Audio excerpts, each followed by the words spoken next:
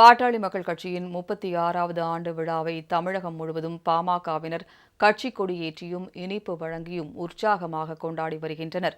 பாட்டாளி மக்கள் கட்சி 35 ஆண்டுகளை நிறைவு செய்து 36வது ஆண்டில் இன்று அடியெடுத்து வைக்கிறது. இதையொட்டி சென்னை தியாகராய நகரில் உள்ள கட்சி அலுவலகத்தில் முன்னாள் நடுவண் அமைச்சர் கே மூர்த்தி கட்சிக் கொடியினை ஏற்றி வைத்தார்.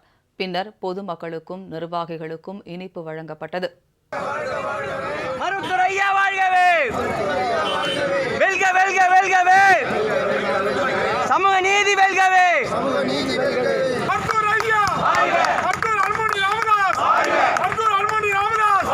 பாட்டாளி மக்கள் கட்சி, பாட்டாளி மக்கள் கட்சி, பாட்டாளி மக்கள் கட்சி.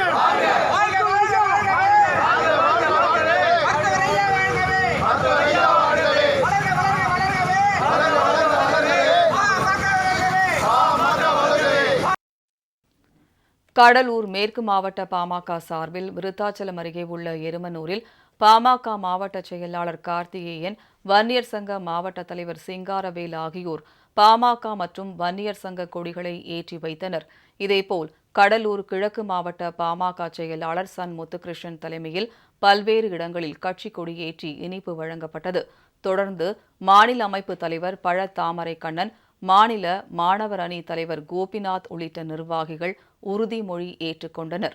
36ஆம் ஆண்டு துவக்க விழாவை முன்னிட்டு இன்று கடலூர் மாவட்டம் முழுவதும் பாட்டாளி மக்கள் கட்சியின் கொடியையும் வன்னியர் சங்க கொடியினையும் ஏற்றுக்கொண்டிருக்கின்றோம். வருகின்ற 2026ஆம் ஆண்டு நடைபெற இருக்கக்கூடிய சட்டமன்ற தேர்தலில் அனைவரும் ஒன்றிணைந்து உழைத்து மருத்துவர் அன்புமணி ராமதாஸ் அவர்கள் தலைமையிலே ஆட்சி அமைப்பதற்கு பாடுபடுவோம் என இந்த நேரத்திலே உறுதியேற்று அதற்கான பணிகளையும் மேற்கொள்ள இருக்கின்றோம்.